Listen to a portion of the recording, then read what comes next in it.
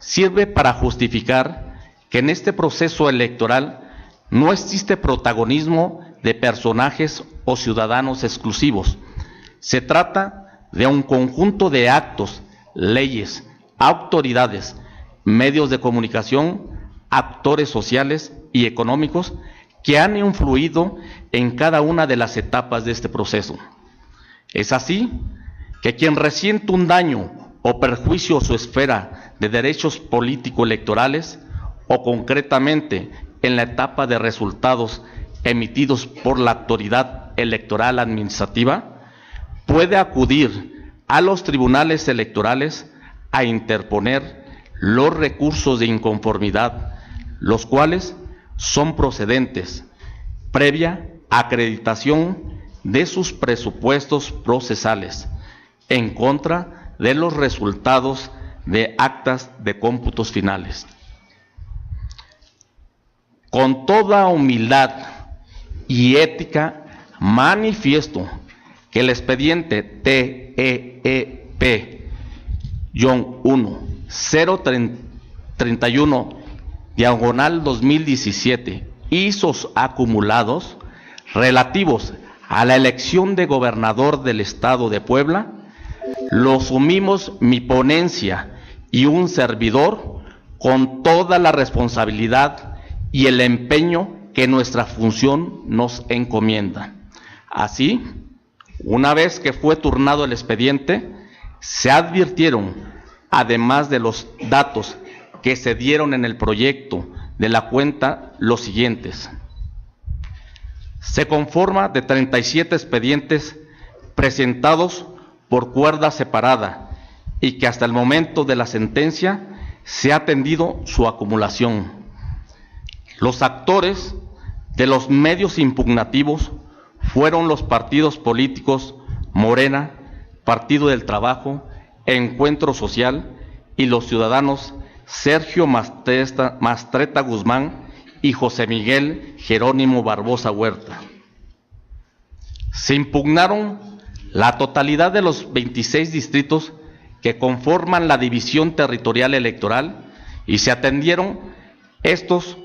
cuando cubrieron los presupuestos procesales, sin importar que incluso en algunos de ellos los propios recurrentes hubieran sido quienes obtuvieron el triunfo en sus respectivos distritos. Se solicitó analizar un total de 1.594 casillas impugnadas por diversas causales de nulidad de elección individual, con invocación del artículo 377, fracción segunda, cuarta, quinta, sexta, séptima y novena del Código de la Materia. Además, se citaron como causales de nulidad en este expediente acumulado la de nulidad por violación a principios y la nulidad genérica. Se ofrecieron la totalidad de pruebas que se precisan en el catálogo de los artículos 357 y 358 del Código de Instituciones y Procesos Electorales del Estado de Puebla, y aún aquellas que no se encuentran tasadas en dicho catálogo. Se requirieron informes a autoridades electorales federales, locales, como el Instituto Nacional Electoral, el Instituto Electoral del Estado, otras en la materia penal, como la FEPADE y la Fiscalía General del Estado, los derechos humanos y presidencias municipales, entre otras. Y se desahogaron probanzas técnicas en la modalidad de fotografías, videograbaciones, links de internet, notas periodísticas y demás derivadas de la ciencia y la tecnología. Quiero ser muy claro que del cúmulo de probanzas ofrecidas, no todas han sido conducentes, pues para ello es necesario que las mismas se ajustaran a las reglas procesales competenciales. En efecto, como ya se citó en la cuenta del proyecto, en esta materia, como en otras, por regla procesal, el que afirma está obligado a probar. Sin embargo, en materia electoral, han de ser admitidas las pruebas documentales y las técnicas cuando por su naturaleza no requieran de perfeccionamiento, y las presuncionales cuando se hayan especificado con puntualidad las circunstancias de tiempo, modo, lugar y persona, tal y como lo ha fijado el máximo Tribunal Electoral de la Federación en múltiples sentencias y criterios jurisprudenciales. Finalmente, en este tema tendrán el valor de presunción las documentales privadas y las pruebas técnicas. Harán prueba plena cuando, al relacionarlas con los demás elementos que obren en el expediente, no dejen dudas sobre la verdad de los hechos. Todos estos elementos fueron tomados en cuenta para ser concatenados o, en su caso, vinculados, y sólo de este modo analizar su procedencia como medios probatorios idóneos y eficaces. Ahora bien, para la admisión y desahogo de pruebas que no se encuentran contempladas en el ordenamiento legal poblano y que fueron ofrecidas por los recurrentes, el tribunal consideró si la prueba es conducente, si no se vulneran los plazos legales fijados para la resolución de los asuntos que son competencia de este mismo organismo jurisdiccional y las posibilidades materiales. Es decir, todo ello influyó en la decisión y valoración de los medios de prueba ofrecidos en el expediente. Lo anterior es importante resaltarlo, puesto que a diferencia de lo que pueda argumentarse o reportarse en los medios sociales al resolverse un asunto, previamente hay que apegarse estrictamente a las reglas del derecho electoral. Esa es la postura que quiero enfatizar. Al analizar el presente asunto, nunca se perdió de vista, como en ningún otro caso, que nos sujetamos invariablemente a los principios rectores en los procesos electorales. Nuestra función es la de resolver conforme a derecho. Hemos sido muy respetuosos en los tiempos y decisiones de la autoridad federal jurisdiccional, quien ha emitido fallos con injerencia en este asunto, como la relativa al incidente de nuevo escrutinio y cómputo. Acatamos respetuosos el fallo, aunque las razones que nos llevaron a decidir que no había lugar a la apertura de paquetes electorales encontraron fundamento en las fracciones quinta y 12 de los artículos 312 y 370 bis del Código Comicial. Es decir, nos acogimos a la legalidad y constitucionalidad electoral. Es mi postura como ponente del proyecto de sentencia. Declaro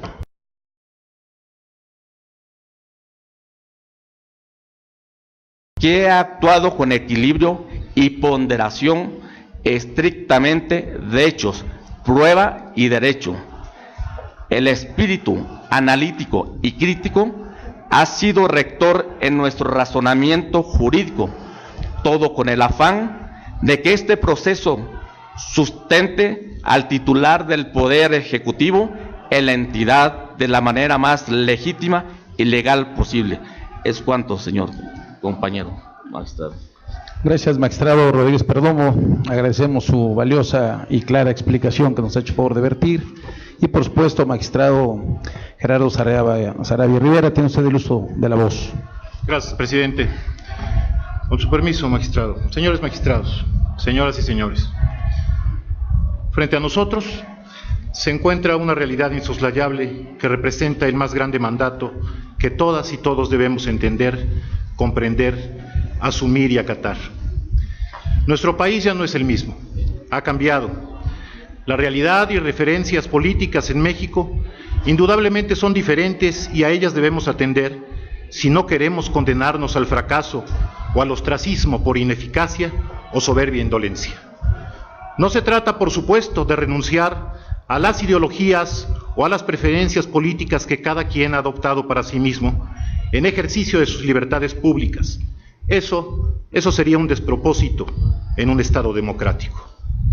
Lo cierto es que en la jornada electoral del pasado 1 de julio, la ciudadanía se volcó a las urnas y emitió su voluntad a través del mecanismo idóneo para ello, que es el sufragio efectivo, decidiendo, al parecer, un nuevo rumbo nacional. Todos los estados, en algún momento de su historia, deben decidir entre las guerras fratricidas y dolorosas o las formas y mecanismos pacíficos para transitar hacia el progreso. Un progreso que nos permita marchar al unísono entre los más nobles valores del ser humano y la posibilidad de satisfacer eficiente y eficazmente las necesidades materiales para poder subsistir individual y colectivamente, en donde nada ni nadie se encuentre por encima de las normas jurídicas mínimas de adecuada y armónica convivencia social, pero tampoco por debajo de las garantías indispensables para que se respeten y se hagan valer a cabalidad los derechos inherentes al ser humano, sin pretender y mucho menos conseguir que se cometan actos que atenten contra la dignidad, la libertad, la igualdad y la seguridad que todos anhelamos. Aquel en el que no solo se condenen y se señalen, sino sobre todo que no queden impunes tales actos contra la paz y la seguridad de las personas para evitar las tentaciones de repetirlos, como un claro ejemplo de que en un Estado de Derecho tales acciones jamás deben ocurrir, pues la voluntad ciudadana es el fundamento de los principios democráticos. En ese sentido, nuestra entidad, Puebla, no puede ni debe estar ajena, y eso, reitero, todas y todos debemos entenderlo.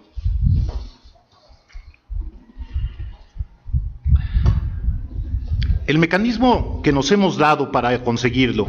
son las elecciones,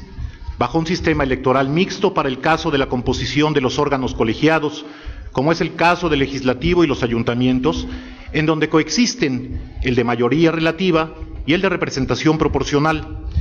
Y en el caso de los miembros electos para la titularidad del Poder Ejecutivo, tanto federal como los locales, es decir, presidente de la República y los gobernadores, a través del sistema de mayoría simple. O sea, en estos últimos cargos se gana hasta por un solo voto de diferencia.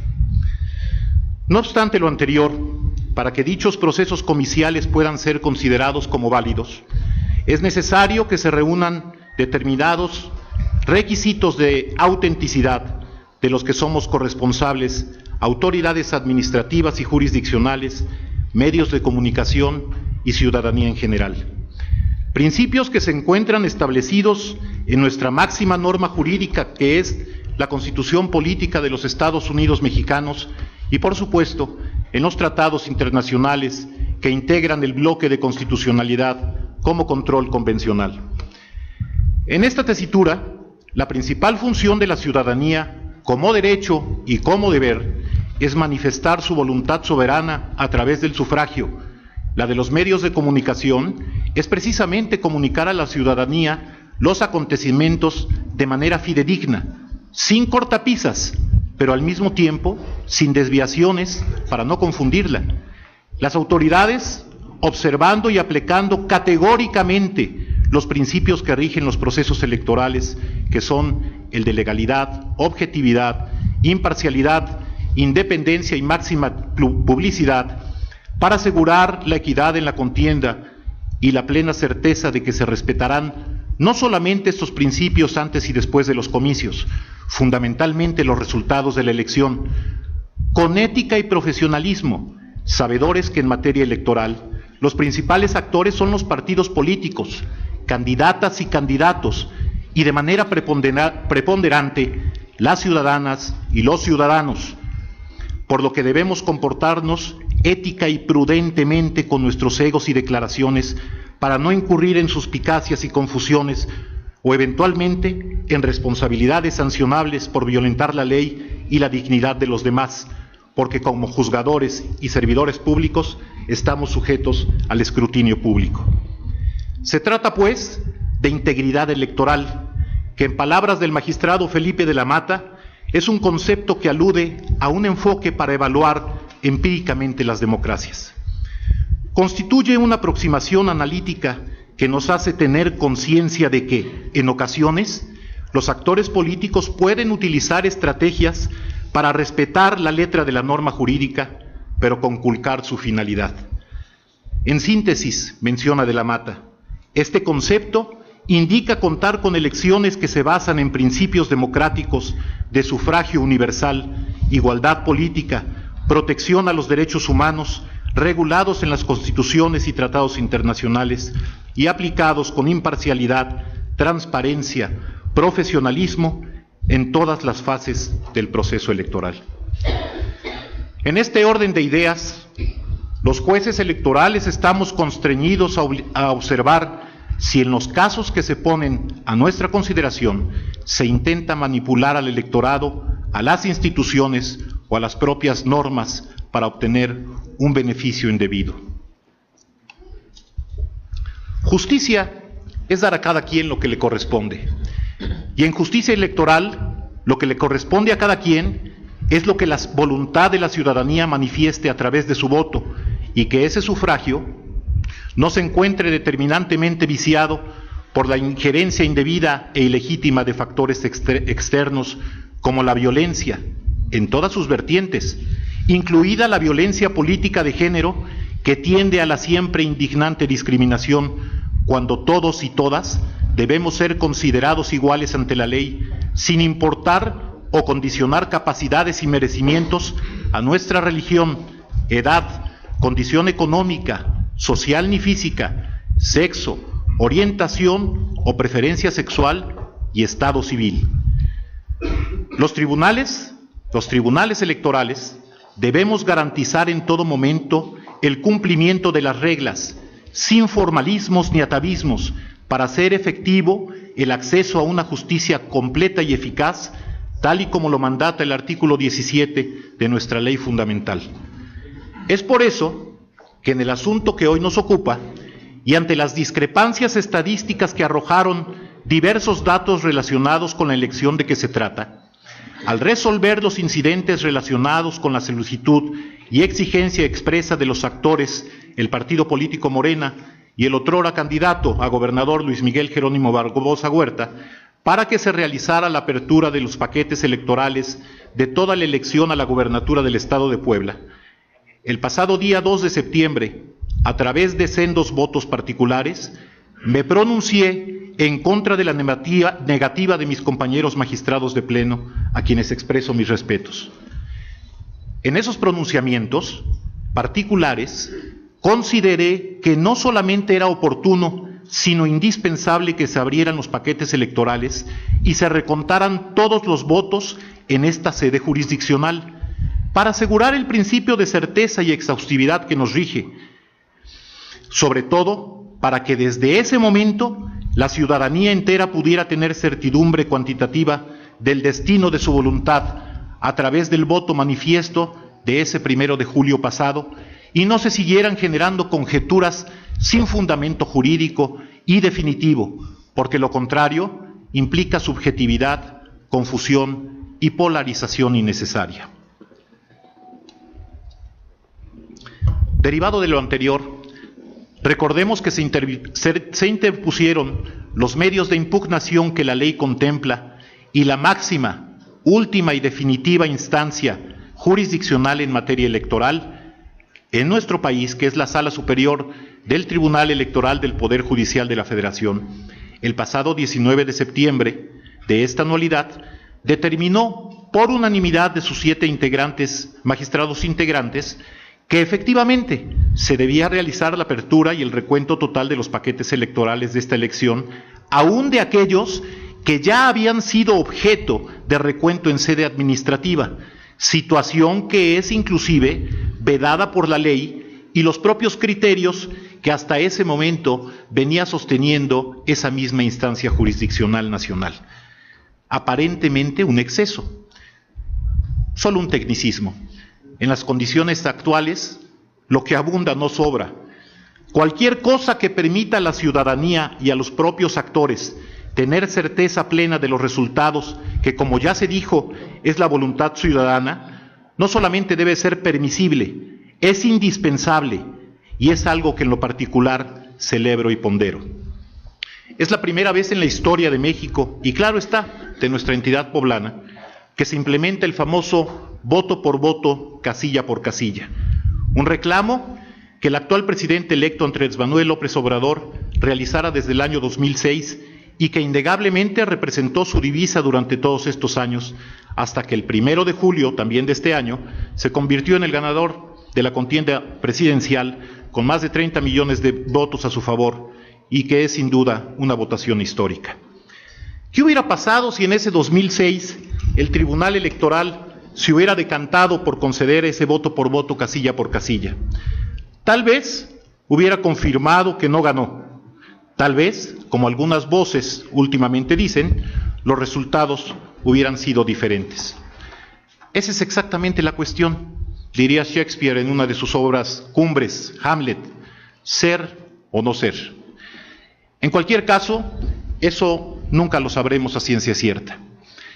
Y eso es precisa y concretamente lo que en este caso no ocurrió ni ocurrirá, porque ante cualquier duda, para evitar confusiones y especulaciones, la Sala Superior del Tribunal Electoral del Poder Judicial de la Federación privilegió la certidumbre de los resultados. No quedó en eso.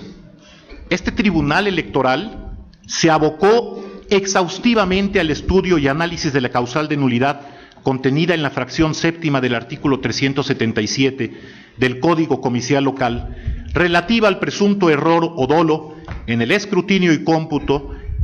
y en los términos en los que se hicieron valer como agravios por parte de los actores en sus escritos primigenios de demanda, pero ya con los nuevos datos productos de esa diligencia. Aquí, derivado del recuento jurisdiccional aludido, muchos de los agravios resultaron inoperantes en este momento porque los rubros relativos a los asentamientos de la numeralia fueron purgados en ese acto en presencia de los representantes partidistas. Sin embargo, aquellos relativos a los ciudadanos que votaron conforme al listado nominal respectivo, las boletas que contenían los votos, incluidos los nulos, que fueron extraídos de los paquetes, las boletas sobrantes, así como la diferencia resultante entre el primero y segundo lugar, sí fueron analizados para poder dilucidar cuestiones relativas a la falta de congruencia o discordancia determinantes entre tales rubros, pero como ya se mencionó, con los nuevos datos que el recuento citado arrojó. Ahora bien, no escapó a nuestra consideración que los actores han venido haciendo valer como agravio el argumento de que la cadena de custodia de los paquetes electorales se rompió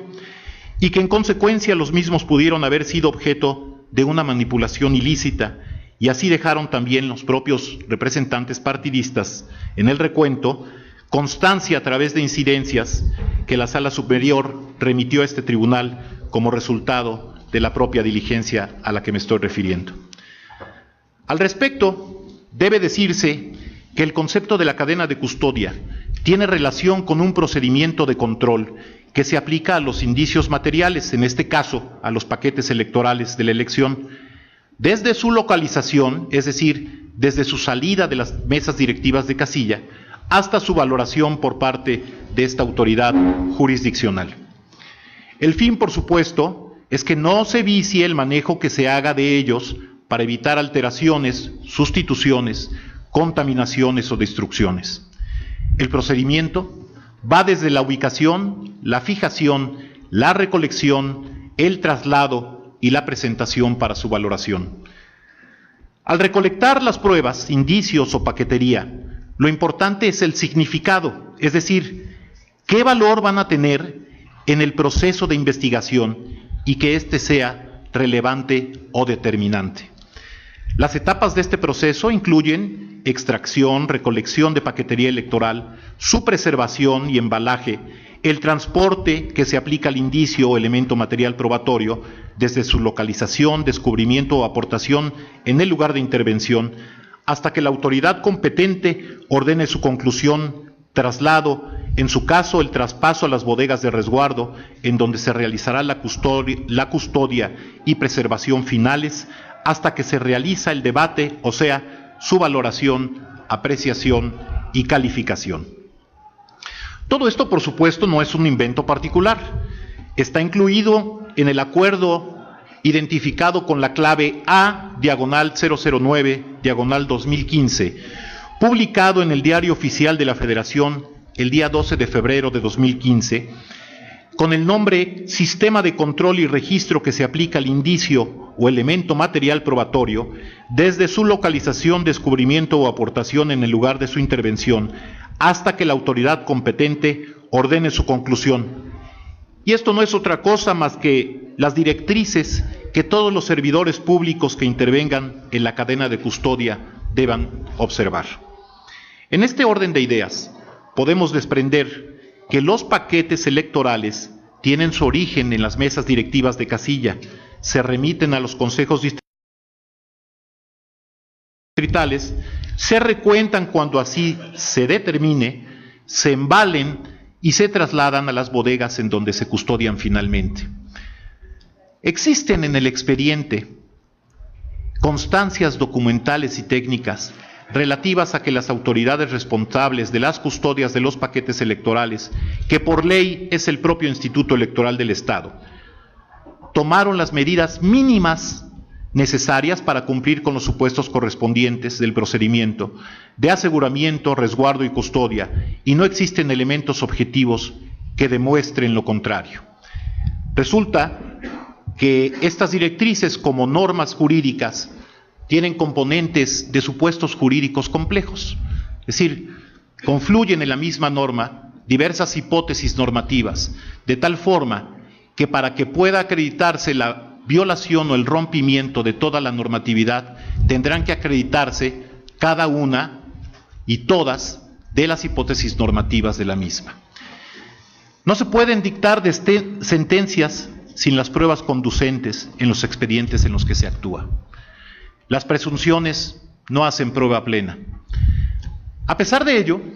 este tribunal, que es un órgano de control constitucional, con las características de ser independiente, autónomo e imparcial desde el punto de vista de instituciones públicas, cumpliendo con el principio de exhaustividad obligada, los magistrados de esta instancia jurisdiccional encontramos que en 59 casillas de la elección, los datos de los rubros arrojaron que existieron irregularidades irreparables e insubsanables que no corresponden a la lógica jurídica en la materia, al existir discrepancias determinantes entre aquellos ciudadanos que votaron conforme al listado nominal, el total de boletas extraídas de la urna que derivado del recuento aparecieron al abrirse los paquetes, el total de votos que tuvieron el primero y segundo lugar, la diferencia entre estos y la diferencia entre los que votaron, así como las boletas o votos encontrados, repito, incluidos los votos nulos. De tal forma que en estas 59 casillas, la diferencia entre los ciudadanos que votaron conforme al listado nominal y los votos del primer lugar fue mayor que la diferencia entre los votos obtenidos por el primer y segundo lugar, razón más que suficiente para decretar la nulidad de la votación recibida en esas 59 casillas que se encuentran identificadas en el cuerpo respectivo de la sentencia, lo que significa una disminución neta de la votación correspondiente a esta elección de 17.338 votos, de los cuales 9.027 le corresponden a quien obtuvo el primer lugar y 8.311 a quien obtuvo el segundo lugar. Que si esto es grave, por supuesto que es grave. Tan es así que se están anulando por parte de esta autoridad jurisdiccional todos esos sufragios. Y es necesario dejar en claro que no se le anulan solamente a una de las opciones políticas de las que contendieron. Las consecuencias impactan también en todos los partidos políticos que postularon a sus candidatos y candidata, pero sobre todo, y he aquí lo delicado y grave del tema, el castigo o la consecuencia de las irregularidades que significan la nulidad en las casillas que hoy decretamos, impacta fundamentalmente en la ciudadanía, pues su voluntad soberana se hace nugatoria y se invisibiliza, lo cual es un despropósito para la democracia en estos 59 casos específicos, aunque como ya se dio cuenta, tal situación no se traduce en que la elección entera de la gubernatura se vea viciada de tales irregularidades, porque no acontecieron en al menos el 20% de las secciones que componen la demarcación electoral. Es decir, no hay determinancia. Y ese es el sistema electoral que nos hemos dado y es conocido de antemano por todas y por todos. ¿Cuál es la solución a todo esto, viéndolo en perspectiva? No me queda la menor duda: mayor educación cívica para que no seamos o no nos sigamos comportando como niños en el Estado, tal y como son los niños en la escuela. En otras palabras, sin dimensionar las consecuencias de no asumir nuestra responsabilidad como ciudadanos, movimiento respecto de quién ganó la elección a la gobernatura, y que hoy se confirma la entrega de la constancia de mayoría por parte del Instituto Electoral del Estado, la nulidad de estas 59 casillas debe ser un ejemplo para todas y todos, en el sentido de que no se permitirán en el futuro, nuevamente, actos como los que generaron esta determinación, esperando de verdad que jamás se vuelvan a presentar. Es por eso, señores magistrados, señoras y señores, que hoy mi decisión será en el sentido de acompañar el proyecto propuesto, pero anunciando mi voto razonado en función de las consideraciones vertidas en esta intervención. Es cuanto. Muy gentil, magistrado Saravia, agradecemos su brillante intervención, su explicación muy clara, y por supuesto de mi parte comparto todos los criterios que usted gentilmente nos virtió y nos explicó de manera excepcional. Por mi parte, con su permiso, señores magistrados y compañeros que integramos este honorable pleno, me voy a permitir igual hacer algunas modestas consideraciones. Partiendo un poco de la historia, de la filosofía. Recordemos cuando las armas nacionales se han cubierto de gloria, las tropas francesas se portaron con valor en el combate y su jefe con torpeza, dijo así el general Ignacio Zaragoza. Agradezco la valiosa asistencia de todos y cada uno de los que hoy nos acompañan en este día. Sabemos que votar es un derecho supremo y un deber ineludible. Hay que ejercerlo con la certeza de su importancia y la clara noción de que el voto es la base de nuestra democracia y su respeto es un valor palpable, un valor que expresa la esencia misma de la naturaleza humana. Es por ello que siempre he defendido los ideales democráticos, ya que esos pertenecen a los partidos políticos, a los hombres, pertenecen a la humanidad y es el símbolo del respeto a la voluntad de los ciudadanos. Votar y ser votado es un derecho político y constitucional, el cual se ha visto afectado por las diversas reformas surgidas en nuestro derecho electoral, que ha tenido impacto en la ciudadanía. Sin embargo, a pesar de ellas, el mismo se ha conservado durante muchas décadas, por lo que la democracia es un mecanismo donde se establecen criterios para la toma de decisiones, pero con base en una autoridad que es elegida para representar los intereses de los ciudadanos en un territorio determinado bajo el respeto irrestricto de la ley. Es por esta razón que quiero hacer una mención respetuosa a todas las instituciones electorales que han guiado, cuidado y velado por la seguridad de toda la ciudadanía mexicana al respetar y no vulnerar uno de nuestros más valiosos derechos, que es el de votar y ser votado. No obstante, quiero recordar la gallardía del hombre a través de un antecedente histórico como lo fue la triunfal gesta heroica de Puebla ocurrida el 5 de mayo de 1862, recordada y glorificada como el día que se venció al ejército más poderoso del mundo, a la Francia del gran Napoleón III, que con orgullo tenía más de medio siglo sin derrotas, siendo que frente a una Puebla del general Ignacio Zaragoza, que sin armamento ni recursos y solo con la voluntad, esfuerzo y unidad del pueblo mexicano, salió victorioso, siendo la batalla de Puebla un recuerdo para el mundo, que la gesta heroica del general Ignacio Zaragoza sea un ejemplo para la eternidad. Este tribunal es la historia viva de las decisiones soberanas de las y de los mexicanos y por supuesto de los poblanos, al proteger los derechos humanos e interpretar el derecho de manera que sea un instrumento de transformación social, siendo un legado de la democracia mexicana, construido por las necesidades de unir política, derecho y armonía gubernamental. No hay democracia sin discusión, y por eso vimos, como nunca, una tutela reforzada en la democracia deliberativa. El proceso electoral 2018, que implicó en el Estado de Puebla, se logró con una participación histórica del 68.36% del electorado, superior a la media nacional, que fue del 63.45% de participación ciudadana, por lo cual esta autoridad tuvo la responsabilidad de analizar a fondo dicho proceso y dotar de certeza la voluntad popular. Corresponde a las autoridades aplicar las normas jurídicas vigentes, así como los principios de equidad, justicia, imparcialidad, objetividad, certeza, eficacia, con base en los hechos y pruebas que las partes en conflicto hayan exhibido para demostrar sus afirmaciones. De esta forma, la sentencia es la expresión última y de mayor importancia de la actividad propia de un juez, de un magistrado o de un órgano colegiado como el que hoy nos ocupa. Dictar sentencias, resolver controversias entre partes, imponer sanciones mediante la garantía de un proceso es lo propio del órgano jurisdiccional, propio de un Estado democrático. La función es un reflejo y una exigencia de la soberanía, puesto que la constituyen los derechos humanos esenciales, como la igualdad ante la ley mediante el debido proceso y la exhaustividad en el análisis de todo lo argumentado por las partes.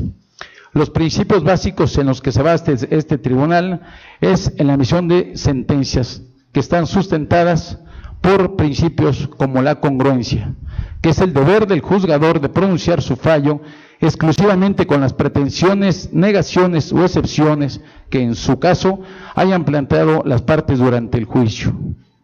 En este sentido, es una condición impuesta a la vez por el derecho y la lógica, ya que es el momento en el que el juzgador conforma la información obtenida, reuniendo en un mismo documento lo que indica el derecho y las partes, y de acuerdo a una operación lógica, de dar a conocer un propio resultado. La motivación, que es una garantía real y eficaz para los litigantes y una necesidad para el pueblo, pues es uno de los medios de evitar la arbitrariedad.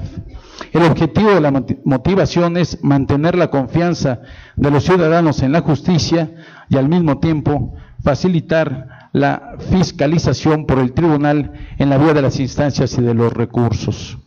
La exhaustividad no es una consecuencia de los principios anteriores. Una sentencia será exhaustiva en cuanto haya tratado todas y cada una de las cuestiones planteadas por las partes, sin dejar de considerar ninguna de ellas. Es decir, el tribunal al sentenciar debe agotar todos los puntos aducidos por las partes y referirse a todas y cada una de las pruebas ofrecidas y rendidas. El requisito de exhaustividad impone al juzgador el deber de resolver sobre todo lo pedido por las partes, ya sea a favor o en contra, pero atender todo lo solicitado de manera clara y precisa. Por tanto, se evitarán ambigüedades e incongruencias que llevarían finalmente a dilaciones innecesarias. Así este tribunal electoral, en la sentencia que hoy se resuelve, cumplió de manera categórica con todos los principios mencionados. Por lo anterior, es preciso señalar que en el presente proyecto este tribunal fue exhaustivo al analizar todos y cada uno de los agravios esgrimidos por los actores y tomando en cuenta los pronunciamientos que se han emitido por la Sala Superior. Nuestro compromiso es seguir impartiendo justicia en aras de consolidar nuestro orden constitucional, en el que todas las personas puedan ejercer sus derechos políticos en condiciones de igualdad, de paz y dentro de un orden armonioso social. Hacemos un gran reconocimiento a todas y a todos los ciudadanos que fungieron como funcionarios de casilla, a los representantes de los partidos políticos, a los electores que salieron a votar de manera masiva, en orden, en paz, en absoluta tranquilidad y en plena libertad. Debo, con la venia de ustedes, compañeros magistrados, de agradecer de manera muy especial, por supuesto, a sus personas y a los integrantes de sus respectivas ponencias, porque la labor que hoy concluye en proceso ordinario electoral para este tribunal fue compleja, exhausta, agotante, pero muy gratificante. Reciban pues todos los funcionarios que tenemos la fortuna de integrar este tribunal electoral una felicitación respetuosa de su servidor en mi calidad de presidente y representante legal, con la satisfacción de que se ha atendido las resoluciones todas con los principios a los que me he referido. Muchas gracias. Si no hay mayores intervenciones, señor secretario general, de acuerdo, sírvase tomar la votación correspondiente. Magistrado Fernando Chevalier Ranova. A favor por el proyecto que se presenta. Magistrado Jesús Gerardo Saravia Rivera. A favor del proyecto, anunciando un voto razonado, que pido que se integre la sentencia, por favor. Magistrado Ricardo Adrián Rodríguez Perdomo. A favor de todos y cada uno de mis proyectos. Magistrado presidente, le informo que los proyectos de resolución han sido aprobados por unanimidad de votos, con el voto razonado que acompañará el magistrado Jesús Gerardo Saravia Rivera. Con todo gusto, que se tome nota. En consecuencia, respecto del recurso de inconformidad TEP-I 033/2018, se resuelve. Único, se desecha el recurso de inconformidad promovido por el ciudadano Sergio Mastretta Guzmán por su propio derecho. Respecto del recurso de inconformidad TEP-I 041/2018, se resuelve. Único, se desecha la demanda presentada por Sandra Guadalupe López Hernández en su carácter de representante propietaria de la coalición Juntos Haremos Historia, acreditada ante el 5º Consejo Distrital Electoral Uninominal Local, con cabecera municipal en Tlatlauquitepec, Puebla, por los argumentos esgrimidos en el punto 3 de la presente resolución. Respecto de los recursos de inconformidad TEP-I 048/2018 y TEP-I 049/2018, se resuelve. Único, se desecha de plano los recursos de inconformidad interpuestos por Ricardo Federico Malcos Cruz y Juan Pablo Cortés Córdoba,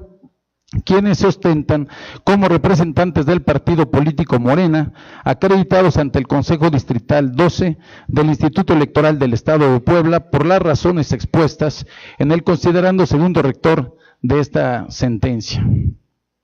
Respecto de los recursos de inconformidad TEP-I 031, 32, 34, 35, 36, 37, 38, 39, 40, 42, 43, 44, 45, 46, 47, 50, 51, 52, 53, 54, 55, 56, 57, 58, 59, 60, 61, 62, 63, 64, 65, 66, 67 y 68, todos del 2018, se resuelve. Primero, se decreta la acumulación de los recursos de inconformidad identificados con las claves TEP-I 032, 34, 35, 36, 37, 38, 39, 40, 42, 43, 44, 45, 46, 47, 50, 51, 52, 53, 54, 55, 56, 57, 58, 59, 60, 61, 62, 63, 64, 65, 66, 67, 68 del 2018 al diverso TEP-I 031/2018. Segundo, se declaran infundados e inoperantes los agravios respecto a la nulidad de la elección hechos valer por los recurrentes conforme al arábigo 7.1 de esta sentencia. Tercero, se declara declaran parcialmente fundados los agravios hechos valer por los recurrentes de conformidad con el apartado 5.2.26 de la presente sentencia.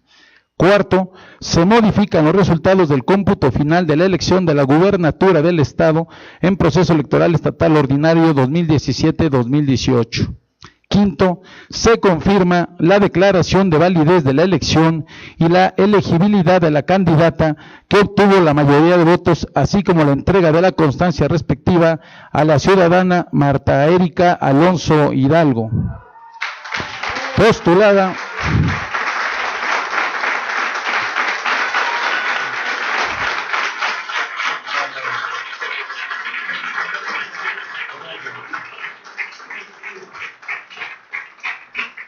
postulada por la coalición Por Puebla al Frente en términos del apartado 6.3 de esta sentencia. No habiendo más asuntos que tratar y siendo las